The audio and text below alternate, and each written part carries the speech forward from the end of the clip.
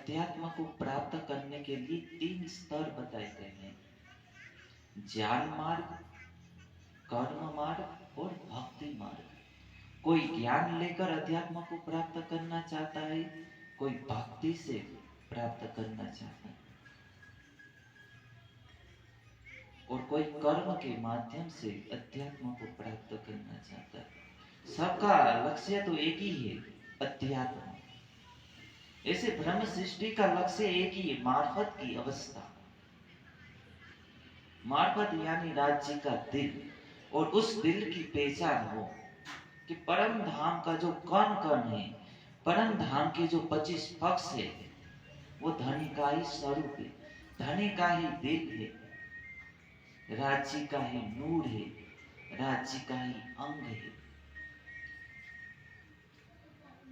तो सबसे पहले राज्य का दिल है। वही दिल में जो भी रस है उसके मुखारविंद के ऊपर आए, और मुखारविंद के ऊपर आने से फिर वो प्रकट हुए।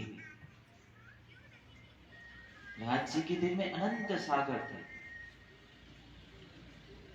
किंतु उसमें से एक एक बूंद उड़ के 8 दिशाओं में एक एक बूंद गिरी, तो उसने सागर का रूप धारण किया। ऐसे ही राज्य के दिल में इतनी विशालता थी कि उस विशाल दिल को हम समझ नहीं सकते। उसकी एक बूंद उड़कर उत्तर में पड़ी, पुखराज पहाड़ बनी। ऐसे ही राज्य के दिल में इतनी गहराई थी कि हम उसको समझ नहीं सकते। उसकी एक बूंद उड़कर दक्षिण में पर गिरी, भोज कौशल का रूप लिया।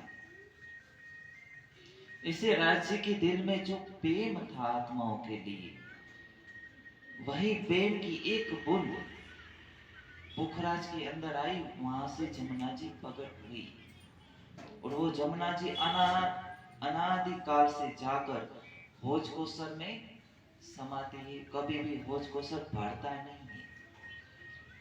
तो पुखराज के अंदर कितना जमुना जी का जल है, और वो जल सारा जाकर भोज कौशल में समाता है, फिर भी भोज कौशल कभी भरता नहीं है।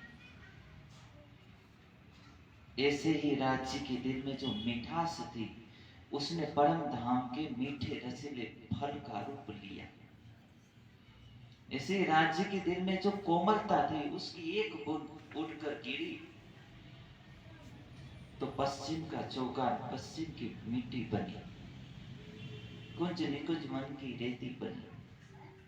तो पूरे 25 पक्ष को हम देख